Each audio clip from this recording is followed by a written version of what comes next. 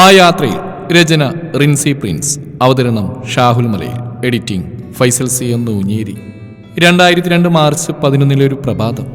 ഹോസ്പിറ്റലിലെ തിരക്കുകൾ ഒഴിഞ്ഞ് വൈകുന്നേരം വീട്ടിൽ പോകാനായിരിക്കായിരുന്നു സോഫി. നഴ്സിംഗ് പഠനം കഴിഞ്ഞ് കുറച്ച് നാളുകളായിട്ടേ ഉള്ളൂ ഡൽഹിയിലെ ഈ സ്വകാര്യ ഹോസ്പിറ്റലിൽ ജോലി കയറിയിട്ട്. സർട്ടിഫിക്കറ്റ് കിട്ടിയിട്ട് വേണം വിദേശത്ത് എവിടെയെങ്കിലും പോയി ജീവിതം പച്ചപിടിപ്പിക്കാൻ. ഏതൊരു സാധാരണ നഴ്സിംഗ് സ്റ്റുഡൻറ്റിനുള്ള ആഗ്രഹങ്ങളെ സോഫിക്കും ഉണ്ടായിരുന്നുള്ളൂ. ഇനി സോഫിയെക്കുറിച്ച് പറയാം. കോട്ടയം പാലക്കാരി അച്ചായത്തി, 22 വയസ്സ്. അപ്പച്ചൻ ചെറുപ്പത്തിൽ തന്നെ മരിച്ചു.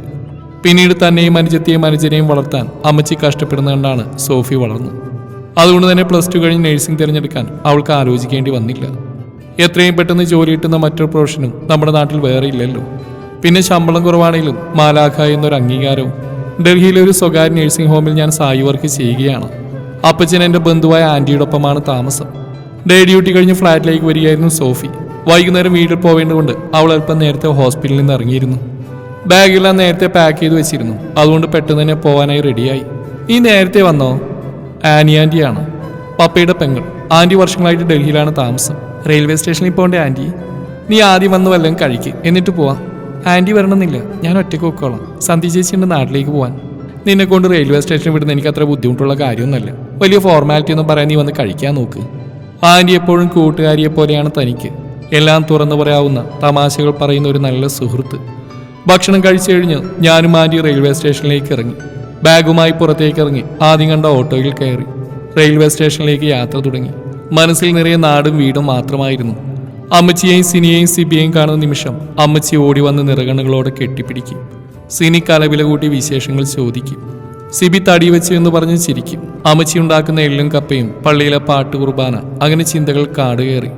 താനിപ്പോൾ ഡൽഹി നഗരത്തിന്റെ ഒരു ഭാഗമായി മാറിക്കഴിഞ്ഞു. പക്ഷേ ലോകത്തിന്റെ ഏത് ഭാഗത്ത് പോയാലും നമ്മുടെ നാടും വീടും നൽകുന്ന സംരക്ഷണം എവിടെയും കിട്ടില്ല, സോഫി ഓർത്തു. ട്രെയിനിന്റെ ചൂളം വിളിയാണ് റെയിൽവേ സ്റ്റേഷനിൽ എത്തിയെന്ന് അവൾ ഓർമ്മിപ്പിച്ച് അവൾ ഓട്ടോയിൽ നിന്നിറങ്ങി. കിത്തന പൈസ ബായ്? 10 രൂപയെ. പേഴ്സിൽ നിന്ന് പണം എടുത്ത് നൽകി അവർ റെയിൽവേ സ്റ്റേഷനിലേക്ക് നടന്നു. വൈകുന്നേരം ആയതുകൊണ്ട് നല്ല തിരക്കുണ്ടായിരുന്നു. ഡൽഹിയിൽ നിന്ന് എറണാകുളം വരെ 3 ദിവസത്തെ യാത്രയാണ്. ആൻറ്റി വേഗം ടിക്കറ്റ് എടുക്കാനായി നടന്നു. ടിക്കറ്റ് എടുത്ത് പേരെഴുതി വെച്ച് പ്ലാറ്റ്ഫോമിലേക്ക് നടന്നു. അവിടെ സന്ധി ചേച്ചി കാത്തു നിൽപ്പുണ്ടായിരുന്നു. സന്ധി ചേച്ചിയും സോഫി ഒരേ ഹോസ്പിറ്റലാണ് ജോലി ചെയ്യുന്നത്. ഞങ്ങൾ താമസിച്ചു ചേച്ചി, ഒരുപാട് നേരമായി വന്നിട്ട്? ഇല്ലടി, ഞാൻ എത്തിയേ ഉള്ളൂ. സന്ധി ചേച്ചി ആൻറ്റിക്കും സുപരിചിതമായതുകൊണ്ട് ഞങ്ങൾ സംസാരിച്ച് നേരം പോയത് അറിഞ്ഞില്ല. കേരള എക്സ്പ്രസ് 26-25 എത്തിയപ്പോഴാണ് ഒരു യെല്ലോ ഷർട്ട് ട്രെയിനിലേക്ക് കയറുന്ന ചെറുപ്പക്കാരനെ നോക്കി ആൻറ്റി പറഞ്ഞു, എടി ആ ചെറുക്കിന് ഈ ട്രെയിനിലാണെന്ന് തോന്നുന്നു. അതിനെന്താ? നിങ്ങൾക്ക് കേരളം വരെ എന്റർടൈൻമെന്റ് ആയില്ലേ? കാണാൻ കൊള്ളാവുന്ന ഒരു ചെറുക്കിനെ വായി നോക്കാമല്ലോ. ഈ ആൻറ്റി കൊണ്ട് തോറ്റു. ഞങ്ങളെല്ലാവരും ചിരിച്ചു. ശേഷം ഞങ്ങൾ ആൻറ്റിയോട് യാത്ര പറഞ്ഞ് ട്രെയിനിൽ കയറി. ബാഗൊക്കെ ബെർത്തിൽ വെച്ച് സ്വസ്ഥമായിരുന്നു. ഹാൻഡ് ബാഗിൽ നിന്ന് ഒരു നാന എടുത്ത് വായിക്കാനായിട്ടിരുന്നു. സന്ധി ചേച്ചി ഉറങ്ങാനുള്ള പ്ലാനാണ്. ഞാൻ ഇടയ്ക്ക് കണ്ണുകൾ അടച്ചിരുന്നു. ഓർമ്മകൾ വീണ്ടും വീട്ടിലേക്ക് പോയിരുന്നു. അല്ലെങ്കിലും അന്യനാട്ടിൽ എത്തുമ്പോഴല്ലേ നമ്മുടെ നാടിന്റെ ഭംഗി അറിയും. എക്സ്ക്യൂസ് മീ, വായിക്കുന്നില്ലെങ്കിൽ ആ നാന തരം തരുമോ? ആ ശബ്ദമാണ് അവളെ ചിന്തകളിൽ നിന്ന് ഉണർത്തിയത്. കണ്ണു തുറന്ന് നോക്കിയത് മുന്നിലൊരു സുമുഖനായ ചെറുപ്പക്കാരൻ, ഒരു 26 വയസ്സ് വരും. പെട്ടെന്ന് ആൻറ്റി പറഞ്ഞ മനസ്സിലേക്ക് വന്നു. സന്ധി ചേച്ചിയും കണ്ണു തുറന്ന് എന്നെ നോക്കി ചിരിച്ചു. അയാൾക്കൊരു പുഞ്ചിരി സമ്മാനിച്ചുകൊണ്ട് മാഗസിൻ കൈമാറി. ശേഷം പുറത്തെ കാഴ്ചകളിലേക്ക് ഊളിയിട്ടു. കുറച്ച് സമയത്തിന് ശേഷം മാഗസിൻ അയാൾ തിരിച്ചു തന്നു. താങ്ക്സ്, അയാൾ ചിരിയോടെ പറഞ്ഞു. വെൽക്കം, പതിഞ്ഞ ശബ്ദത്തിൽ മറുപടി പറഞ്ഞു. പെട്ടെന്നുള്ള യാത്രയായിരുന്നു, വായിക്കാനൊന്നും കരുതിയില്ല, അയാൾ മറുപടി പറഞ്ഞു. അതിന് മറുപടിയായിട്ട് അവളൊന്ന് പുഞ്ചിരിച്ചു. ഡൽഹിയിൽ വർക്ക് ചെയ്യാണോ അതോ പഠിക്കുകയാണോ? അയാൾ വിടാൻ ഭാവമില്ല. വർക്ക് ചെയ്യാണ്, നേഴ്സാണ്. രണ്ടുപേരും വളരെ നല്ല ജോലി, നല്ല ക്ഷമ വേണം. എന്താ പേര്? സോഫി. സന്ധ്യ. നൈസ് നൈ. നാട്ടിലെവിടെയാണ്? കോട്ടയം. ഞാൻ ആലുവ. ഞാൻ എറണാകുളം. ഡൽഹിയിൽ ഒരു മീറ്റിംഗ് അറ്റൻഡ് ചെയ്യാൻ വന്ന. ആളൊരു സംസാരപ്രിയനാണെന്ന് തോന്നുന്നു, അവർ മനസ്സിലോർത്തു. എവിടെയാ വർക്ക് ചെയ്യുന്നത്? അവൾ ചോദിച്ചു. ഞാനൊരു ടൂറിസം കമ്പനിയിൽ വർക്ക് ചെയ്യുക, എറണാകുളം. എന്താ പേര്? സന്ധി ചേച്ചി ചോദിച്ചു. എൻ്റെ പേര് ഉണ്ണി. ഉണ്ണി. ആ പേര് സോഫി മനസ്സിലൊരു വിട്ടു. എന്തോ ഒരു പ്രത്യേകത തോന്നി അവൾക്ക്. ഉണ്ണി, ഒരു നാട്ടിൻ പുറത്തെ നിഷ്കളങ്കനായ ചെറുപ്പക്കാരൻ്റെ പേര്. വെറുതെ അല്ല, ആളൊരു നിഷ്കളങ്കനാണെന്ന് തോന്നുന്നു. അതാണ് ഈ സംസാരപ്രിയം, അവൾ മനസ്സിലോർത്തു. തുടർന്നുള്ള യാത്രയിൽ ഉണ്ണിയെ കൂടുതലായി പരിചയപ്പെട്ടു. അയാൾ നാട്ടിൽ അത്യാവശ്യം നന്നായിട്ട് അറിയപ്പെടുന്ന സുഹൃത്ത് വലയൊക്കെയുള്ള ഒരു ചെറുപ്പക്കാരനാണ്. വീട്ടിൽ അച്ഛനും അമ്മയും പെങ്ങളുമുണ്ട്. വളരെ മാന്യമായ അയാളുടെ പെരുമാറ്റം സോഫിക്ക് നന്നായിട്ട് ഇഷ്ടമായിരുന്നു. സോഫിയെക്കുറിച്ചും സന്ധ്യയെക്കുറിച്ചും ഉണ്ണിയെ അത്യാവശ്യം മനസ്സിലാക്കി. ഉണ്ണി നന്നായിട്ട് സംസാരിക്കുന്ന കൂട്ടത്തിലായിരുന്നതിനാൽ യാത്രയിൽ വലിയ ബോറടിയെന്ന് അവർക്ക് തോന്നിയില്ല. അവർ വർക്ക് ചെയ്യുന്ന ഹോസ്പിറ്റലും പഠിച്ച കോളേജുമൊക്കെ അവർ ഉണ്ണിയോട് പറഞ്ഞു. സോഫി ഇനി 2-3 മാസത്തേക്ക് തിരിച്ചു പോകുന്നില്ലെന്നും സർട്ടിഫിക്കറ്റ് കിട്ടിയാൽ മറ്റൊരു ജോലിക്ക് ശ്രമിക്കുകയാണെന്നും പറഞ്ഞു. ഉണ്ണിയില്ലായിരുന്നെങ്കിൽ ഞങ്ങൾ ബോറടിച്ച് മരിച്ചേനെ. സത്യ തന്റെ മനസ്സിലുള്ള തുറന്നു പറഞ്ഞു. ഞാനും അങ്ങോട്ടുള്ള യാത്ര പരമ ബോറായിരുന്നു. അവർ ചിരിച്ചു. കോട്ടയത്ത് എനിക്ക് അത്യാവശ്യം ഫ്രണ്ട്സൊക്കെ ഉണ്ട് കേട്ടോ. ആണോ? പിന്നെ ഉണ്ണി ഇടയ്ക്കിടയ്ക്ക് ഇങ്ങനെ മീറ്റിങ്ങിന് വരാറുണ്ടോ? സന്ധ്യ തിരക്കി. ഡൽഹിയിലേക്ക് ആദ്യമാണ്. ഞങ്ങൾ മലയാളികളാണെന്നിങ്ങനെ മനസ്സിലായി. ഡൽഹിയിൽ നിന്നും കേരളത്തിലേക്കുള്ള യാത്രയിൽ മലയാളികളായിരിക്കില്ലേ കൂടുതൽ. പിന്നെ തൻ്റെ മുഖത്ത് എഴുതി വെച്ചിട്ടുണ്ട് താനൊരു മലയാളിയാണെന്ന്. പിന്നെ താൻ വായിച്ചിരുന്ന പുസ്തകവും ഞാനേ ആയിരുന്നില്ലേ? സോഫിയുടെ മുഖത്ത് നോക്കിയാണ് അയാളത് പറഞ്ഞത്. ഓ അങ്ങനെ. ഇത്രയും പരിചയസ്ഥിതിക്ക് ഞാനൊരു കാര്യം പറയാം. എനിക്ക് നിങ്ങളുടെ പേര് നേരത്തെ അറിയായിരുന്നു. എഴുതി വെച്ചപ്പോൾ ഞാൻ വായിച്ചിരുന്നു. ഞാൻ നോക്കുമ്പോൾ എല്ലാം ഭവാനിയമ്മ, ദേവകി, എല്ലാ അമ്മച്ചിമാർ. അതിനിടയിലാണ് കാണുന്നത് സോഫി 22, സന്ധ്യ 26. നിങ്ങൾ 2 പെൺകുട്ടികളുണ്ടല്ലോ എന്നൊരു വിശ്വാസത്തിലാണ് ഞാനിതിൽ കയറിയത്. എന്ന് വെച്ച് ഞാനൊരു പൂവാലനൊന്നുമില്ല കേട്ടോ.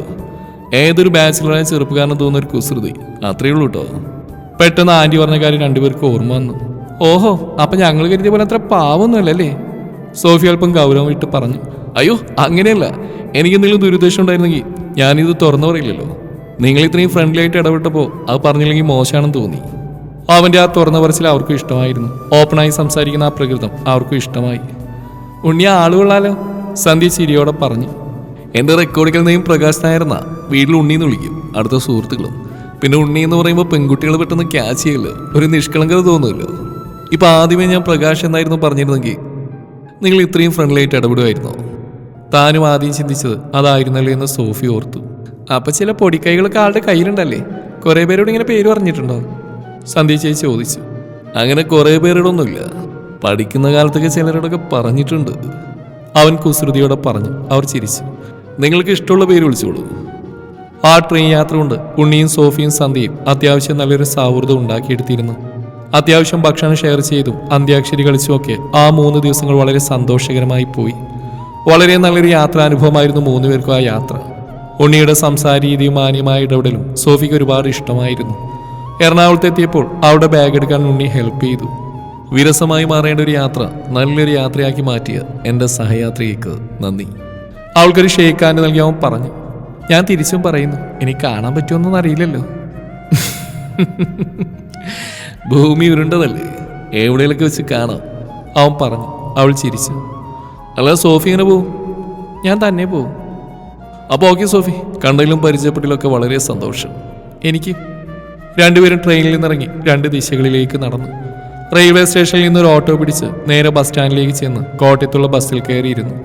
വീട്ടിലേക്കുള്ള യാത്രയിൽ നിറയെ മനസ്സിൽ അമ്മച്ചിയുടെ മുഖമായിരുന്നു. ഡൽഹിയിലെ ജോലി ഉപേക്ഷിച്ച് വന്നതാണ്, അല്ലെങ്കിൽ അതൊരു താൽക്കാലിക ജോലിയായിരുന്നു.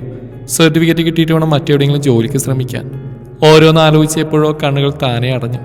കോട്ടയം എത്തിയപ്പോഴാണ് കണ്ണുകൾ തുറക്കുന്നത്. പെട്ടെന്ന് കണ്ണു തുറന്ന് മുമ്പിൽ സ്വന്തം നാട് കണ്ടപ്പോൾ വല്ലാത്ത സന്തോഷം തോന്നി. വേറൊന്നും വേണ്ട, അവിടെ നിന്ന് എത്തിപ്പെട്ടാൽ മാത്രം മതി. നമ്മുടെ നാട്ടിലാണെന്നുള്ളൊരു സുരക്ഷിതത്വം അത് മറ്റെവിടെയും കിട്ടില്ല. എത്രയും പെട്ടെന്ന് വീട്ടിലേക്ക് ചെന്നാൽ മതിയെന്നായിരുന്നു മനസ്സിൽ നിറയെ. ബസ്സിൽ നിന്നിറങ്ങി പാലാ ബസ്സിൽ കയറിയിരിക്കുമ്പോൾ മനസ്സിൽ നിറയെ അമ്മച്ചിയും സിബിയും സിനിയും ഒക്കെ നിറഞ്ഞു. പള്ളിയുടെ മുമ്പിൽ ബസ് നിർത്തിയപ്പോൾ ഓടുകയായിരുന്നു അടുത്ത് കണ്ട ഓട്ടോ സ്റ്റാൻഡിലേക്ക്. ഓട്ടോയിൽ നിന്നിറങ്ങി വീട്ടിലേക്കുള്ള പടികൾ കയറുമ്പോൾ മനസ്സിൽ നിറയെ പറഞ്ഞറിയിക്കാൻ കഴിയാത്ത സന്തോഷമായിരുന്നു. പ്രതീക്ഷിച്ച പോലെ അമ്മച്ചി ഉമ്മറത്ത് തന്നെ ഇരിപ്പുണ്ട്. എന്നെ കണ്ടത് ഓടി വന്നു. അമ്മച്ചി ഇന്ന് പോയില്ലായിരുന്നോ? നീ വരുമെന്ന് കത്തയച്ചിരുന്നില്ലേ? ഞാൻ അതുകൊണ്ട് ഇന്ന് ലീവ് എടുത്തു. 3ാം ക്ലാസ്സിൽ പഠിക്കുമ്പോൾ അപ്പച്ചൻ മരിച്ചതിന് ശേഷം വില്ലേജ് ഓഫീസിലെ ക്ലർക്കായിരുന്ന അപ്പച്ചൻ്റെ ജോലി അമ്മയ്ക്ക് ലഭിച്ചതാണ്. പറയുമ്പോൾ സർക്കാർ ജോലി ഉണ്ടെങ്കിലും ആ ജോലി കൊണ്ട് പട്ടിണിയില്ലാതെ കഴിയാമെന്നല്ലാതെ മറ്റു മെച്ചങ്ങളൊന്നും ഉണ്ടായിരുന്നില്ല. 3 കുട്ടികളെ വളർത്തി വലുതാക്കാൻ അമ്മച്ചിക്ക് ആ ജോലി ഒരു ആശ്വാസമായിരുന്നു. സാരമില്ല, അങ്ങനെയെങ്കിലും അമ്മച്ചി ഒന്ന് ലീവ് എടുക്കുമല്ലോ. അതും പറഞ്ഞ് അമ്മച്ചിയും കെട്ടിപ്പിടിച്ച് അകത്തേക്ക് നടന്നു. സിബിയും സീനിയൊക്കെ പോയി കാണുമല്ലേ? 2 പേരും നീ വരുന്നു എന്ന് പറഞ്ഞ് ലീവ് എടുക്കാൻ തുടങ്ങിയതാ. ഞാൻ തള്ളി വിടിയായിരുന്നു. അത് നന്നായി. ഞാൻ ഏതായാലും 2-3 മാസം ഇവിടെ തന്നെ ഉണ്ടല്ലോ. അതുകൊണ്ട് ഞാൻ വരുമെന്ന് പറഞ്ഞ് പ്രത്യേകം അവധി എടുക്കേണ്ട കാര്യമൊന്നുമില്ല. ആ, നീ വന്ന് കുളിച്ചു വല്ലതും കഴിക്കാൻ നോക്ക്. കുളിയൊക്കെ പിന്നെ, ആദ്യം അമ്മച്ചി കഴിക്കാനെടുക്ക്. എങ്കിൽ കൈയും മുഖവും കഴുകി വന്നിരിക്കുക. അത് കേൾക്കേണ്ട താമസം. ബാഗും സാധനങ്ങളെല്ലാം താഴെ വെച്ച് പെട്ടെന്ന് മുഖം കഴുകി കഴിക്കാനിരുന്നു. അമ്മച്ചി നല്ല ആവി പറക്കുന്ന പാലപ്പവും ഉരുളക്കിഴങ്ങ് സ്റ്റൂവും പ്ലേറ്റിലാക്കി എടുത്തു വെച്ചു. ഒറ്റയിരിപ്പിന് 2-3 എണ്ണം ഒരുമിച്ച് കഴിച്ചു. നീ എന്താടി മോളെ, അവിടെ പട്ടിണി എടുക്കുകയായിരുന്നോ? അമ്മച്ചി അത്ഭുതത്തോടെ ചോദിച്ചു. പട്ടിണിയൊന്നും ഇല്ലായിരുന്നെങ്കിലും അമ്മച്ചിയുടെ ആഹാരം കഴിച്ചിട്ട് എത്ര കാലമായി? എനിക്കറിയായിരുന്നു, അതുകൊണ്ടാ നിനക്ക് ഇഷ്ടപ്പെട്ടെല്ലാം ഞാൻ ഉണ്ടാക്കി വെച്ച്. വയറ് മനസ്സ് നിറഞ്ഞ അമ്മച്ചിയെ നോക്കിയൊന്ന് പുഞ്ചിരിച്ചു. പിന്നീട് കുറച്ചേരം അമ്മച്ചിയോട് വർത്തമാനം പറഞ്ഞിരുന്നു. ട്രെയിനിലെ വിശേഷങ്ങൾ ഉണ്ണിയെ പരിചയപ്പെട്ടെല്ലാം പങ്കുവെച്ചു. അത് കഴിഞ്ഞ് പതുക്കെ മുറിയിലേക്ക് ചെന്നു. കുളിയൊക്കെ കഴിഞ്ഞ് അലമാരിൽ നിന്നും പഴയ കോട്ടൺ ചുരിദാർ എടുത്തു. 2-3 ദിവസത്തെ ഉറക്കക്ഷീണം ഒരുമിച്ച് ഉറങ്ങിത്തീർത്തു. ഉറക്കമുണർന്നപ്പോഴും അമ്മച്ചി അടുക്കളയിൽ തകൃതിയായ പണിയിലാണ്. എനിക്ക് ഇഷ്ടപ്പെട്ട വിഭവങ്ങളൊക്കെ ഉണ്ടാക്കുന്ന തിരക്കിലാണ് പാവം. അടുത്ത് ചെന്നിരുന്ന് കുറേ നേരം നാട്ടുവർത്തമാനങ്ങളൊക്കെ പറഞ്ഞു. പരിചയക്കാര് വിശേഷങ്ങളൊക്കെ തിരക്കി. കുറച്ചു നേരം ഓരോന്നൊക്കെ ചെയ്ത് അമ്മച്ചിയെ സഹായിച്ചു. പിന്നീട് ഞങ്ങൾ രണ്ടുപേരും ഒരുമിച്ച് ഭക്ഷണം കഴിച്ചു. ഒരുപാട് നാൾ കൂടി അമ്മച്ചിയോടൊപ്പം ഇരുന്ന് ഭക്ഷണം കഴിച്ചപ്പോൾ വയറും മനസ്സും ഒരുപോലെ നിറഞ്ഞു. അല്ലെങ്കിൽ എത്ര വലുതായാലും സ്വന്തം അമ്മയ്ക്ക് അല്ലെങ്കിൽ സ്വന്തം അമ്മയുടെ അടുത്ത് എന്നും നമ്മൾ കുട്ടികളല്ലേ. വൈകുന്നേരമായപ്പോഴേക്കും സിബിയും സിനിയും എത്തിയിരുന്നു. വന്നപാട് രണ്ടുകൂടി എൻ്റെ അരികിൽ വന്നു. ഡ്രസ്സ് പോലും മാറാതെ എന്നോട് വിശേഷങ്ങൾ ചോദിച്ച് ഡൽഹി ജീവിതത്തെ പറ്റി തിരക്കിയും കുറേ നേരം അങ്ങനെ ഇരുന്നു. ട്രെയിൻ യാത്രയിലൂടെ പരിചയപ്പെട്ട സുഹൃത്തിനെ പറ്റി അവരോട് വിവരിച്ചപ്പോൾ രണ്ടുപേർക്കും ആൾ ഒരുപോലെ ഇഷ്ടമായി. അങ്ങനെ ഞങ്ങൾ 4 പേരും കളിയും ചിരിയുമായി മാസങ്ങൾക്ക് ശേഷം ഒരു ദിവസം ആ രാത്രി സമാധാനമായി ഉറങ്ങി. അന്നത്തെ രാത്രി ഉറങ്ങാൻ കിടന്നപ്പോൾ ഉണ്ണിയുടെ മനസ്സിൽ നിറയെ സോഫിയുടെ മുഖമായിരുന്നു. അവളുടെ സംസാരവും രീതികളും അവന് ഒരുപാട് ഇഷ്ടപ്പെട്ടിരുന്നു. കോളേജിൽ പഠിക്കുന്ന കാലത്തൊക്കെ അത്യാവശ്യം നല്ല രീതിയിൽ വായി നോക്കിയിട്ടുണ്ട്. പക്ഷെ ഒരു സ്ത്രീയോട് നല്ല സൗഹൃദം തോന്നിയത് ഈ 3 ദിവസങ്ങളിലാണ്. നല്ലൊരു സുഹൃത്താണ് സോഫി എന്ന് അവൻ ഓർത്തു. ആദ്യ കാഴ്ചയിൽ തന്നെ ഇത്രമേൽ തന്റെ മനസ്സിലേക്ക് ഒരു പെൺകുട്ടി തറഞ്ഞു കയറിയിട്ടില്ല. പക്ഷെ അത് പ്രണയമല്ല, എന്നും തുറന്നു പറയാൻ സാധിക്കുന്ന ഒരു സുഹൃത്ത്. അങ്ങനെ ഒരാളവൻ അവൾക്ക് കഴിയുമെന്ന് തോന്നുന്നു. 1.5 മാസത്തിനുള്ളിൽ സർട്ടിഫിക്കറ്റുകൾ ഹോസ്പിറ്റലിൽ നിന്ന് അയച്ചു തന്നു. ഉടൻ മറ്റൊരു ജോലി കണ്ടുപിടിക്കണമെന്ന് പ്രധാനപ്പെട്ട ഒരു ഉത്തരവാദിത്തമായിരുന്നു. പരിചയത്തിലുള്ള കുറെ ആളുകളോട് പറഞ്ഞു. പത്രം മുഴുവൻ അരിച്ചു പെറുക്കി. ഒരുപാട് സ്ഥലങ്ങളിൽ അപ്ലൈ ചെയ്തു. അങ്ങനെ ഇരിക്കെ സോഫിയെ തിരഞ്ഞൊരു കാർഡ് വന്നു. പോസ്റ്റ്മാൻ അത് കൊണ്ടുകൊടുത്തത് സിനിയുടെ കയ്യിലായിരുന്നു. ചേച്ചിക്ക് ഒരു കത്ത് വന്നിട്ടുണ്ട്. സിനി സോഫിയുടെ അടുത്തേക്കൊന്ന് പറഞ്ഞു. കത്തോ? സോഫി അത്ഭുതത്തോടെ ചോദിച്ചു. ഡൽഹിയിൽ നിന്ന് ചേച്ചിയുടെ കൂട്ടുകാരെങ്കിലും ആയിരിക്കും. ഇങ്ങത്താ നോക്കട്ടെ. സിനി അത് കൊടുത്തതും സോഫി അത് പൊട്ടിച്ചു. കവർ പൊട്ടിച്ചതും കയ്യിലൊരു കാർഡാണ്. ഒരു ഫ്രണ്ട്ഷിപ്പ് കാർഡ്. സൗഹൃദത്തെ പറ്റിയുള്ള കുറെ വരികൾ അതിൽ എഴുതിയിട്ടുണ്ടായിരുന്നു. അല്ലാതെ കത്തായിട്ടൊന്നും ഉണ്ടായിരുന്നില്ല. സോഫി അത് നന്നായി നോക്കി. അപ്പോഴാണ് താഴെ സ്നേഹപൂർവ്വം ഉണ്ണി എന്ന് എഴുതിയിരിക്കുന്നത് കണ്ടത്. ഉണ്ണി? അവളുടെ ഓർമ്മയിൽ തെളിഞ്ഞ മുഖം ട്രെയിനിൽ കണ്ട ചെറുപ്പക്കാരൻ്റെ ആയിരുന്നു. അല്ലാതെ ഓർമ്മകളിൽ നിന്നും മറ്റൊരു ഉണ്ണിയില്ല. കൂടെ പഠിച്ചവരായോ കൂടെ ജോലി ചെയ്തവരായോ ആ പേരിൽ ആരുമില്ല. അവൾ ഫ്രം അഡ്രസ് നോക്കി. പ്രകാശ് നായർ എന്ന് എഴുതിയിരിക്കുന്നു. അതോടെ തന്റെ അനുമാനം ശരിയാണെന്ന് അവൾക്ക് മനസ്സിലായി. പക്ഷെ അയാളെങ്ങനെ? അവൾ മനസ്സിലോർത്തു. പിന്നീടാണ് ഓർത്ത് അന്നത്തെ യാത്രയിൽ പല കാര്യങ്ങളും പറഞ്ഞ കൂട്ടത്തിൽ തന്റെ വീടിന്റെ അഡ്രസ്സും മറ്റയാളോട് പങ്കുവച്ചിരുന്നു. അയാളത് ഓർമ്മയിൽ സൂക്ഷിച്ചിരുന്നോ എന്ന് അവൾക്ക് അത്ഭുതം തോന്നി. ആരേ ചേച്ചി? സിനിയുടെ ആ ചോദ്യമാണ് ഓർമ്മകളിൽ നിന്ന് ഉണർത്തിയത്. ഞാൻ പറഞ്ഞിരുന്നില്ലേ അന്ന് ട്രെയിനിൽ വെച്ച് ഒരാളെ പരിചയപ്പെട്ട കാര്യം? Yellow shirt? ആ അത് തന്നെ, കക്ഷിയാ. ആഹാ, കക്ഷി ചേച്ചി മറന്നില്ലേ? ഇല്ലായിരിക്കും, അതല്ലേ. മറുപടി എഴുതില്ലെങ്കിൽ മോശമല്ലേ ചേച്ചി? ആണോ? അപ്പം എഴുതാല്ലേ? പിറ്റേന്ന് ഒരു ഇല്ലൻ്റ് വാങ്ങി അതിലുണ്ടായിരുന്ന അഡ്രസ്സിൽ എഴുതി. പ്രിയപ്പെട്ട ഉണ്ണിക്ക് സുഖമെന്ന് വിശ്വസിക്കുന്നു. എന്നെ മറന്നിട്ടില്ലായിരുന്നു. എന്തൊക്കെയുണ്ട് വിശേഷങ്ങൾ? ജോലിയൊക്കെ എങ്ങനെ പോകുന്നു? ഞാൻ തിരിച്ചു പോയില്ല, ഇവിടെ തന്നെയുണ്ട്. കാർഡ് കിട്ടി, ഒരുപാട് ഇഷ്ടമായി എന്ന് സോഫി. ഫോമലായി അത്രമാത്രം എഴുതി കത്ത് പോസ്റ്റ് ചെയ്തു. ആ കത്തിനും മറുപടി വന്നു. ഇടയ്ക്ക് ഇനിയും എഴുതണമെന്ന് പറഞ്ഞാൽ കത്തിന് മറുപടി അയച്ചു. സൗഹൃദം പിന്നീട് വീണ്ടും കത്തുകളിലൂടെ വളർന്നു. വാക്കുകളിൽ സൗഹൃദം തീർക്കുന്ന ഉണ്ണിയുടെ അക്ഷരങ്ങൾ സോഫിക്ക് വല്ലാത്ത സന്തോഷം നൽകിയിരുന്നു. നല്ലൊരു സുഹൃത്ത് എന്നുള്ള സ്ഥാനം ഉണ്ണിക്ക് സോഫിയുടെ മനസ്സിൽ വളർന്നു. അങ്ങനെ ഇരിക്കെ പത്രത്തിൽ ഒരു ഇന്റർവ്യൂ ഉണ്ട്. മുംബൈയിലെ ഒരു ഹോസ്പിറ്റലിൽ നഴ്സിംഗ് വേക്കൻസി ഉണ്ട്. ഇന്റർവ്യൂ എറണാകുളത്ത് വെച്ചാണ്. അതിന് പോകാനായി സോഫി തീരുമാനിച്ചു. വിവരം ഉണ്ണിയോട് പറഞ്ഞാലോ? ഉണ്ണി എറണാകുളത്തല്ലേ, ഒരിക്കൽ കൂടി കാണുകയും ചെയ്യാം. സോഫിക്ക് മനസ്സിൽ തോന്നി. അവൾ ആ വിവരം കാണിച്ച് ഉണ്ണിക്കൊരു കത്തെഴുതി. പ്രതീക്ഷിച്ച പോലെ അധികം വൈകാതെ മറുപടി ലഭിച്ചു. ഇന്റർവ്യൂവിനെത്തുന്ന ദിവസം പറഞ്ഞാൽ റെയിൽവേ സ്റ്റേഷനിൽ എത്താമെന്ന് ഉണ്ണി അറിയിച്ചു. വരുന്ന ട്രെയിനും സമയമെല്ലാം കാണിച്ച് വിശദമായൊരു കത്ത് ഉണ്ണിക്ക് എഴുതി. ഒരിക്കൽ കൂടി അവനെ കാണാൻ സാധിക്കുന്ന അവളുടെ മനസ്സിൽ സന്തോഷം തോന്നി. എറണാകുളത്തേക്ക് പോകുന്നതിന്റെ തലേ ദിവസം സോഫിയുടെ മനസ്സിൽ ഉണ്ണിയുടെ മുഖം തെളിഞ്ഞു. പിറ്റേന്ന് എറണാകുളത്തേക്കുള്ള യാത്രയിലൊപ്പം സിബിയും ഉണ്ടായിരുന്നു. അവനോട് പറഞ്ഞിരുന്നു ഉണ്ണി വരുമെന്ന്. ട്രെയിൻ എറണാകുളത്ത് എത്തിയപ്പോഴേക്കും കണ്ണുകൾ അവനെ തിരയാൻ തുടങ്ങി.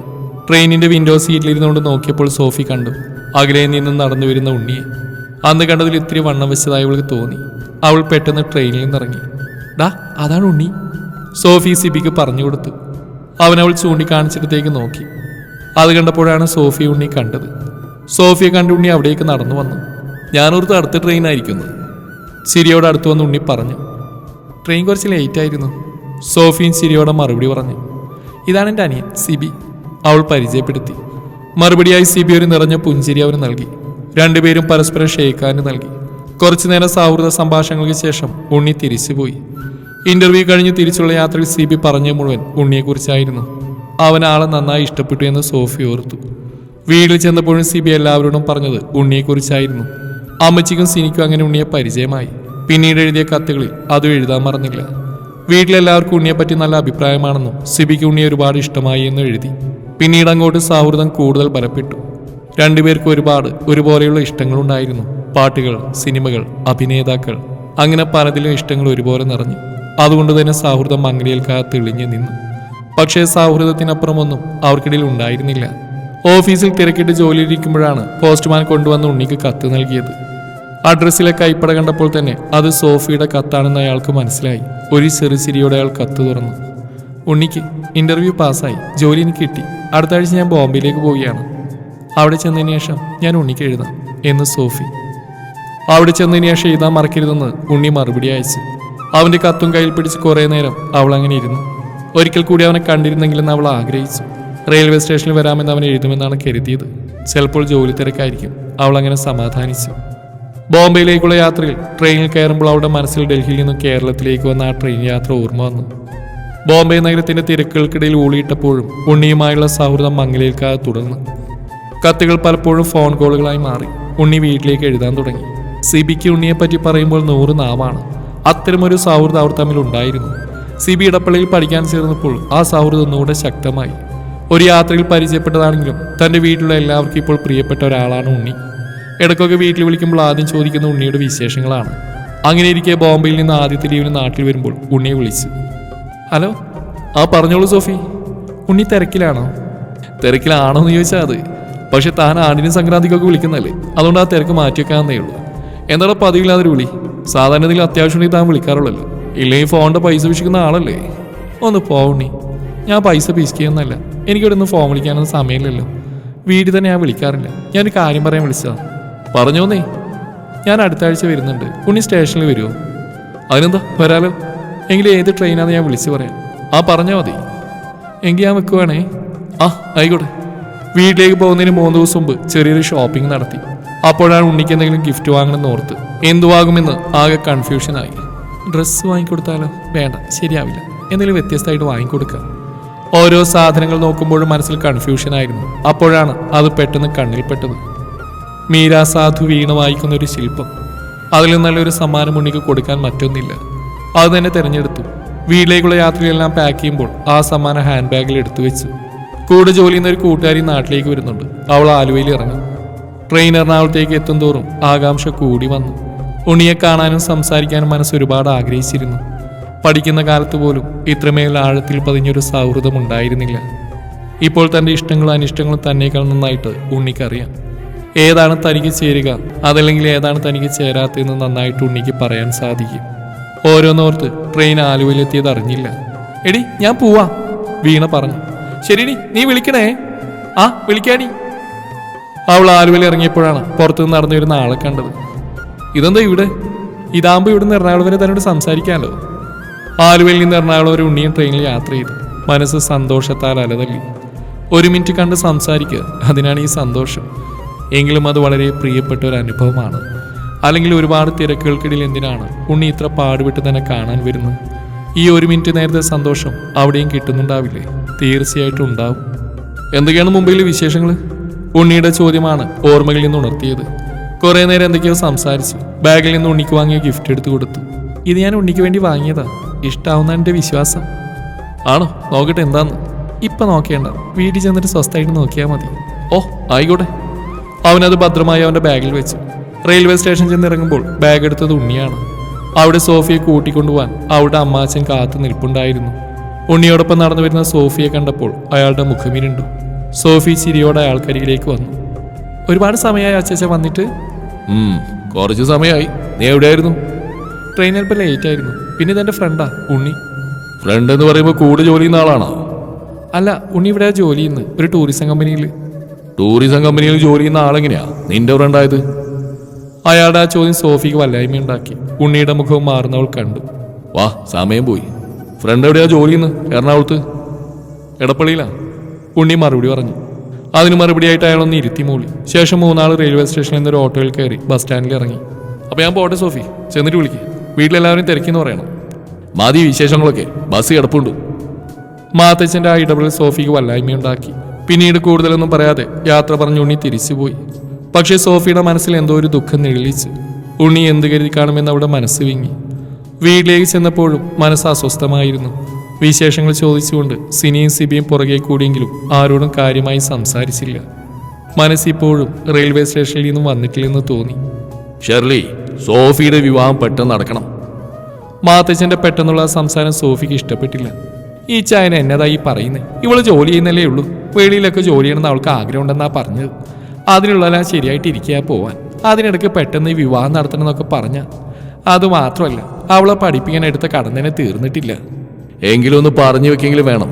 ഇവളുടെ കൂടെ പഠിച്ച ആ പെൺകൊച്ചില്ലേ, അവരുടെ വീട്ടിൽ നിന്ന് എന്നോട് കാര്യം പറഞ്ഞിരുന്നു. അവനൊന്ന് വന്ന് കണ്ടിട്ട് പോട്ടെ.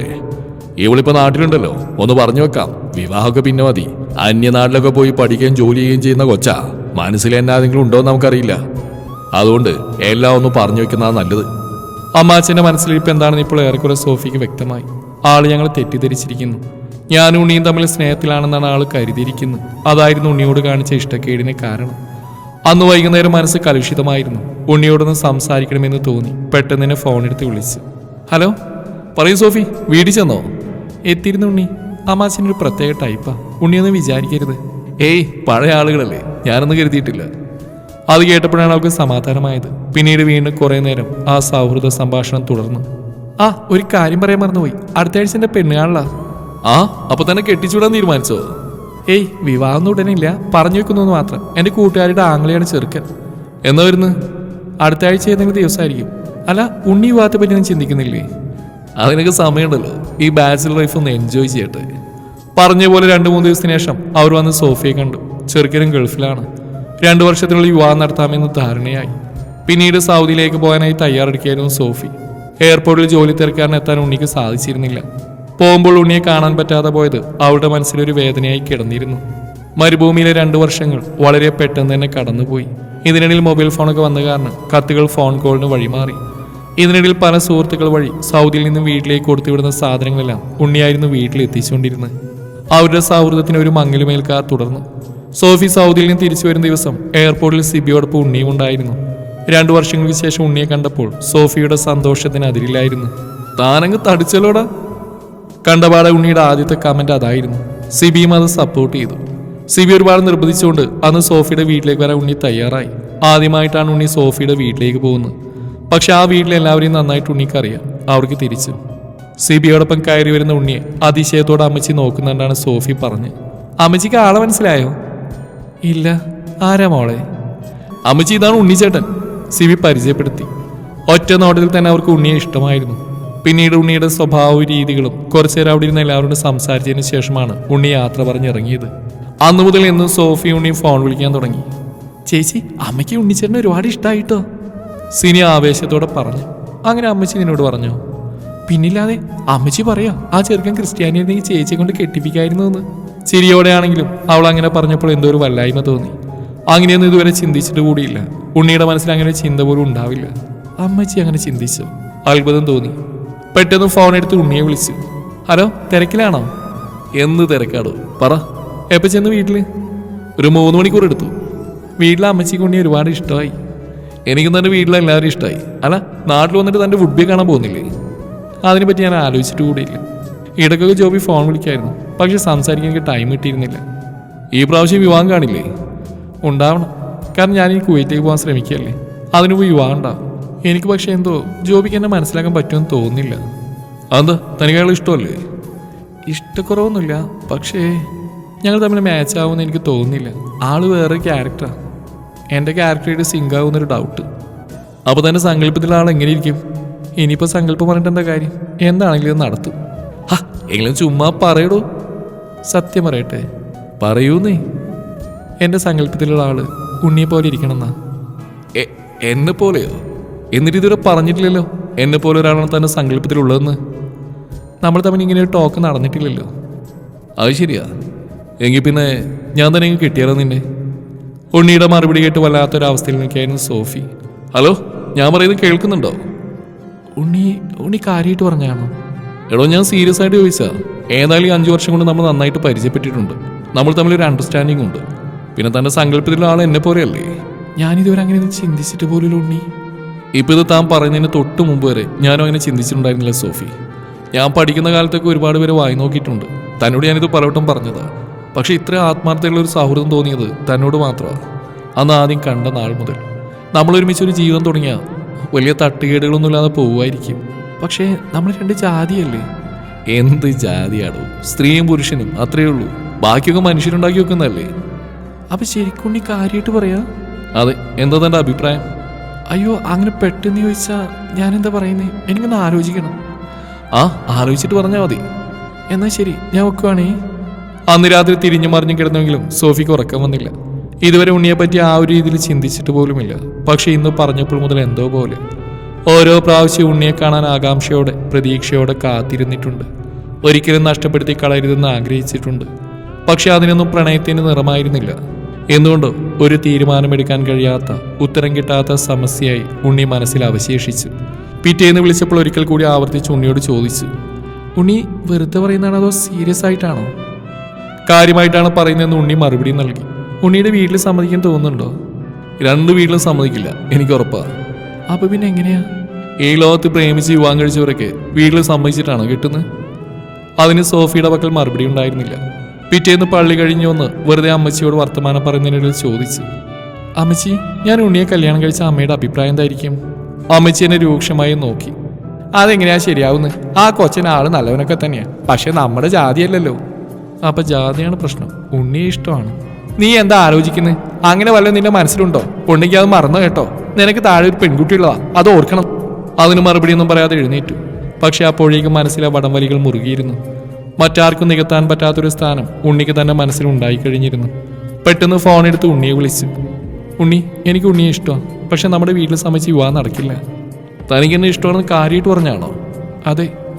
എങ്കിൽ പിന്നെ വീട്ടിൽ സമ്മതിക്കുന്ന കാര്യം ഞാൻ ഏറ്റു. എങ്ങനെ? പിന്നീട് പ്രണയമായിരുന്നു. ശരിക്കും പ്രണയം തുടങ്ങിയത് അന്നു മുതലാണ്. നല്ലൊരു സുഹൃത്ത് എന്ന പോലെ തന്നെ നല്ലൊരു കാമുകനായും അയാൾ നീതി പുലർത്തി. കാമുകിയെ കാണാൻ മൈലുകൾ താണ്ടി അതിരാവിലെ വന്ന് പള്ളിമുറ്റത്തും മറ്റും കാത്തു നിൽക്കാൻ തുടങ്ങി. 5 വർഷങ്ങൾ നീണ്ടുന്ന സൗഹൃദത്തിനൊടുവിൽ അവരുടെ ഇടയിൽ പ്രണയത്തിന്റെ കാറ്റ് വീശിയപ്പോൾ രണ്ടാളും ആ കുറച്ച് കാലയളവ് കൊണ്ട് പ്രണയം നന്നായി ആസ്വദിച്ചു.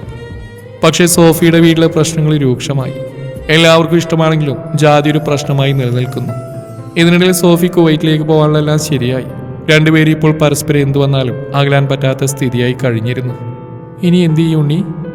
ആദ്യം നമുക്ക് നിയമപരമായിട്ടൊരു പ്രൊട്ടക്ഷൻ വേണം. അതിന് നമുക്ക് മാരേജ് രജിസ്റ്റർ ചെയ്യാം. Register marriage? അതെ. താൻ കുവൈറ്റിലേക്ക് പോകാൻ ഒരു 3-4 ആഴ്ചയല്ലേ ഉള്ളൂ. അതിനുമ്പോൾ അത് ചെയ്യണം. രജിസ്റ്റർ മാരേജ് ചെയ്താൽ തന്നെ അത് നോട്ടീസ് ബോർഡിലൊക്കെ ഇട്ടില്ലേ? അതൊക്കെ ഞാൻ നോക്കിക്കോളാം. തനിക്ക് ഇവിടേക്കൊന്നും വരാൻ പറ്റില്ലേ? എന്തെങ്കിലും പറഞ്ഞ് വീട്ടിൽ നിന്ന് ഇറങ്ങാൻ പറ്റുമോ? അതൊക്കെ ഞാൻ ശ്രമിക്കാം. പെട്ടെന്ന് തന്നെ ഉണ്ണി കാര്യങ്ങളെല്ലാം റെഡിയാക്കി സോഫിയെ വിളിച്ചു പറഞ്ഞിരുന്നു.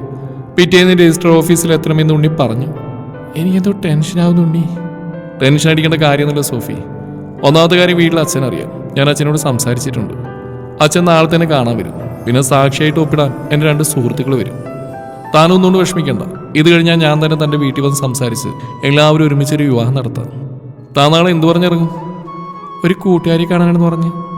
എങ്കിൽ പിന്നെ വൈകണ്ട, കിടന്നോളൂ. രാവിലെ വരാളോ അല്ലേ? ശരി ഉണ്ണി. എന്തുകൊണ്ടോ ആ രാത്രി കിടന്നിട്ട് അവൾക്ക് ഉറക്കം വന്നില്ല. പിറ്റേന്ന് രാവിലെ നേരത്തെ കുളിച്ച് റെഡിയായി കണ്ണാടിക്കുമ്പിൽ വന്ന് നോക്കുമ്പോൾ അവൾക്ക് കുറ്റബോധം തോന്നി. ഇന്ന് തന്റെ വിവാഹമാണ്. ഞെട്ടിക്കുന്ന ആ സത്യം സോഫി മനസ്സിൽ ഒരിക്കൽ കൂടി ഓർത്തു. കുവൈറ്റിലേക്ക് പോകുന്ന കാര്യത്തിന് വേണ്ടി പോവുകയാണെന്ന് പറഞ്ഞാണ് സോഫി വീട്ടിൽ നിന്ന് ഇറങ്ങിയത്. പോകും മുമ്പ് എന്തോ ഒരു പ്രേരണയാൽ അവൾ അമ്മച്ചിയുടെ കാല് തൊട്ട് പ്രാർത്ഥിച്ചു. അപ്പച്ചന്റെ ഫോട്ടോക്ക് മുമ്പിൽ നിന്നും പ്രാർത്ഥിച്ചു.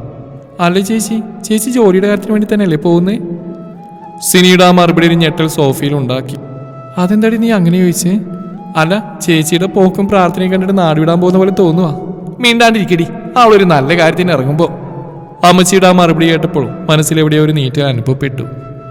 ഞാൻ പോയിട്ട് വരാമേ, പ്രാർത്ഥിക്കണം. എല്ലാവരോടും യാത്ര പറഞ്ഞിറങ്ങി. പോകുന്നതിന് മുമ്പ് പള്ളിയിൽ കയറി ആത്മാർത്ഥമായി പ്രാർത്ഥിച്ചു. ചെയ്യുന്ന തെറ്റാണെങ്കിൽ ക്ഷമിക്കണേ കർത്താവേ. ട്രെയിനിലിരിക്കുമ്പോഴും മനസ്സിൽ നിറയെ ഉണ്ണിയെക്കുറിച്ചുള്ള ഓർമ്മകളായിരുന്നു. ആദ്യമായി കണ്ടതും പരിചയപ്പെട്ടതും കത്തുകൾ അയച്ചതും ഫോൺ വിളിച്ചതും. അന്നൊന്നും ചിന്തിച്ചിട്ടുകൂടിയില്ലായിരുന്നു തൻ്റെ ജീവന്റെ പാതിയാവാൻ പോകുന്നവനാണെന്ന്. റെയിൽവേ സ്റ്റേഷനിൽ വന്ന് ഇറങ്ങുമ്പോൾ തന്നെ കണ്ടിരുന്നു ഉണ്ണിയെ, കൂടെ പ്രായമായ ഒരാൾ. സോഫി, എൻ്റെ അച്ഛനാ, തന്നെ കാണാൻ വേണ്ടി വന്നാ. അവൾ അദ്ദേഹത്തെ നോക്കി ഹൃദ്യമായി ചിരിച്ചു. മോള് വിഷമിക്കണ്ട, എല്ലാം ശരിയാവും. വീട്ടുകാരും കൂടില്ലെന്ന് സങ്കടപ്പെടുകയും വേണ്ട. എല്ലാവരും കൂടെ ഉണ്ടായി നമുക്ക് നല്ല ആർഭാടായിട്ട് തന്നെ കല്യാണം നടത്തുകയും ചെയ്യാം. അച്ഛൻ്റെ ആ വാക്കുകൾ സോഫിയിൽ ഒരു സന്തോഷം നിറച്ചിരുന്നു. പിന്നീട് ഓട്ടോയിൽ ഉണ്ണിക്കൊപ്പം രജിസ്റ്റർ ഓഫീസിലേക്ക് പോകുമ്പോൾ ഉണ്ണി തന്റെ വലം കൈയിൽ മുറുക്കി പിടിച്ചിട്ടുണ്ടായിരുന്നു. അന്ന് ആദ്യമായി ആ കണ്ണുകളിൽ തന്നെയുള്ള പ്രണയമലയടിക്കുന്നവൾ കണ്ടു. ഇതുവരെ ഒരു നോട്ടം കൊണ്ടുപോലും ഉണ്ണി അതിരുവിട്ട് പെരുമാറിയിട്ടില്ല. പക്ഷേ ഇപ്പോൾ ആ കണ്ണിൽ നിറഞ്ഞു നിൽക്കുന്നത് തന്നോടുള്ള സ്നേഹമാണ്. എന്താണോ, ടെൻഷനുണ്ടോ? കയ്യിൽ അമർത്തി പിടിച്ച് ഉണ്ണി അത് ചോദിക്കുമ്പോൾ എൻ്റെ ഇടം കൈ ഒരിക്കൽ കൂടി മുറുക്കി ഉണ്ണിയുടെ കൈയുമായി ഞാൻ ചേർത്ത് പിടിച്ചു.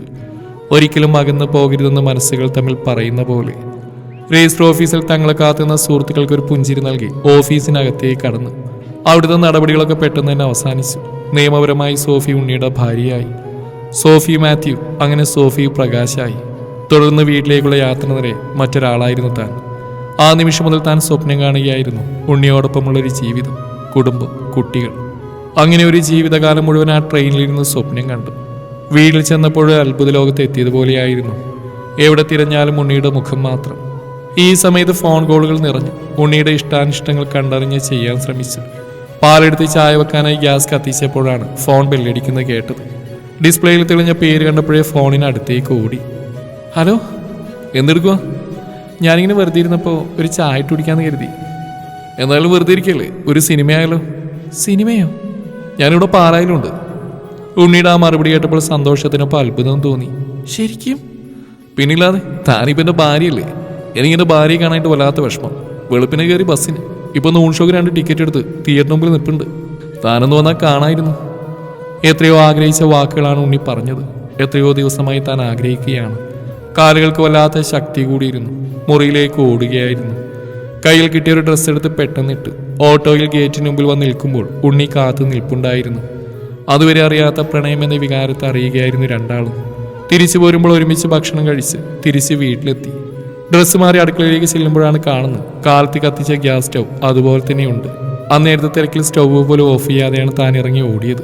അത്രമേൽ പ്രണയം തന്നെ കീഴ്പ്പെടുത്തിയിരിക്കുന്നു. പിന്നീടെല്ലാം പെട്ടെന്നായിരുന്നു. ഉണ്ണി അച്ഛനെ കൂട്ടി തൻ്റെ വീട്ടിൽ വന്ന് സംസാരിച്ചു. എല്ലാവർക്കും മുന്നേ ഇഷ്ടമായതുകൊണ്ട് ആദ്യമൊക്കെ ചില എതിർപ്പുകളുണ്ടായെങ്കിലും പിന്നീട് എല്ലാവരും വിവാഹത്തിന് സമ്മതിച്ചു. അമ്മാച്ചൻ മാത്രം എതിർത്തു നിന്നു. പുള്ളിയുടെ കണ്ണിൽ പുള്ളിയെന്ന് കണ്ടുപിടിച്ചത് സത്യമായി. അധികം വൈകാതെ തന്നെ എറണാകുളത്ത് വെച്ച് ആർഭാടമായി വിവാഹം നടത്തി. വാദ്യമേളങ്ങളുടെ അകമ്പടിയോടെ ഉണ്ണി സോഫിക്ക് സ്വന്തമായി. വിവാഹ തിരക്കുകളെല്ലാം തീർന്നു കഴിഞ്ഞപ്പോഴാണ് ആൻറ്റി സോഫിയുടെ അടുത്തേക്ക് വരുന്നത്. എന്നാലും എൻ്റെ കൊച്ചെ, നീ ഇങ്ങനെ ഒരു കടുങ്കൈ ചെയ്യുമെന്ന് ഞങ്ങൾ ആരും വിചാരിച്ചില്ല.